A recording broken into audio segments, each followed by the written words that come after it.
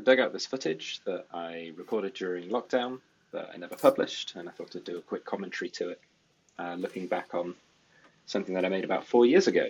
So here I'm making some wooden puzzles. It's a fit-in-the-box style puzzle where you have lots of small little pieces and you have to fit them inside of the box, and there's only one solution that they actually fit in, but lots of them where they don't quite fit in.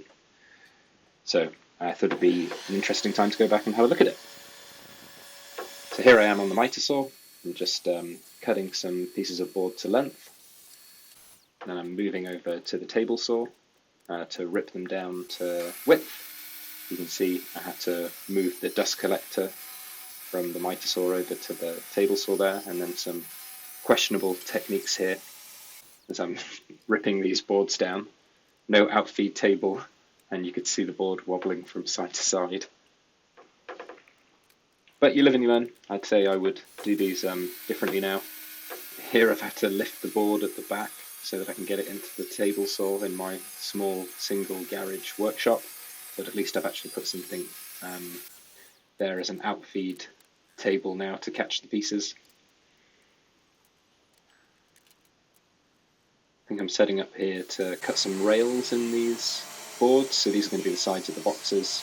I'm just cutting a small little rail so that the base of the boxes that are done in hard sort of plywood can just slide in. Back over on the miter saw, and I'm rough cutting the sides of the boxes to length. Got a stop block on the end there, just using that to do some repeatable cuts.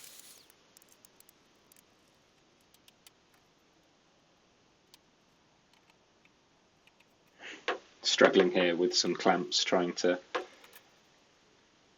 trim the ends off to the same length.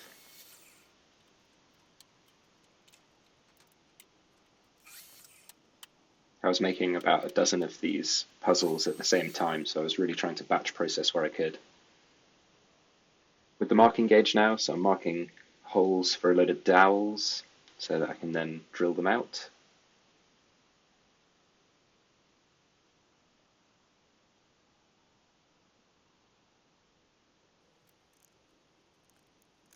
Now I'm at the pillar drill. I've got a little stop block there.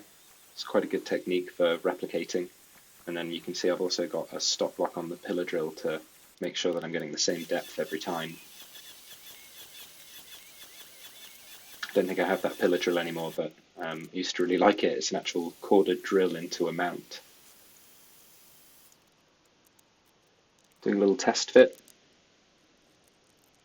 Checking that the pieces fit in. I think that's my template piece there.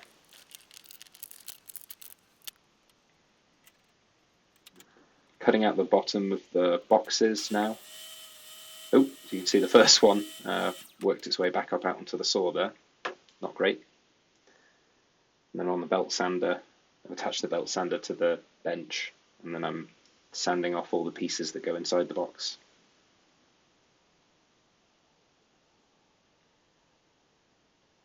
Now I'm sanding all the edges of the boxes.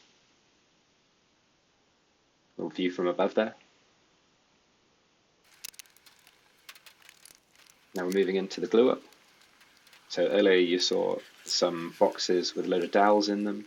I actually made two different designs of the boxes. These one I've just cut 45-degree miters on, so they didn't need the dowels. I found that they were strong enough and they just saved a bit more time rather than having to mark and drill dowels for everything.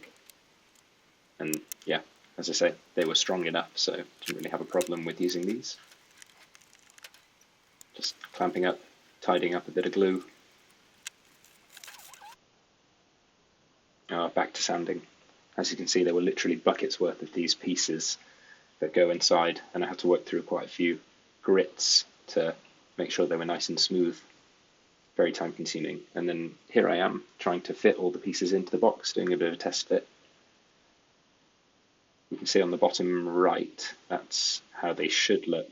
And on the bottom left is the problem where I've obviously made that box a tiny bit too thin. So I'm using the belt sander on the bottom right here to just trim some pieces to size so that they all fit in snugly.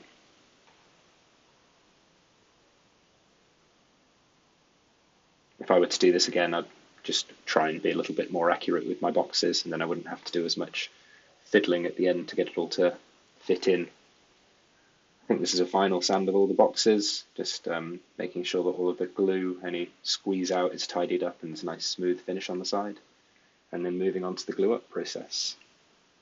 I used quite a few different pieces of wood for all the pieces, so there'd be a nice kind of selection of different colours and textures going into the boxes. I'm using Danish oil here to finish, and it probably would have been, I think it was 3 coats of Danish oil I put on here, and I did a quick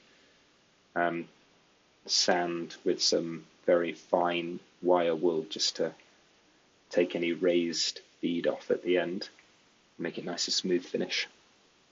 And there we go, here's the final product.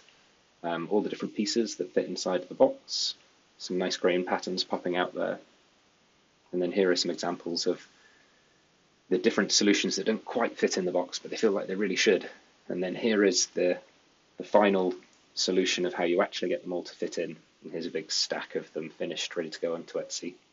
I put them up for sale in November, and they'd all sold out by about the middle of December. It was a nice little Christmas gift, and I got some really nice feedback from people who bought them. So I was really happy with the effort that I put in, and it really felt like it paid off. Thanks very much for listening.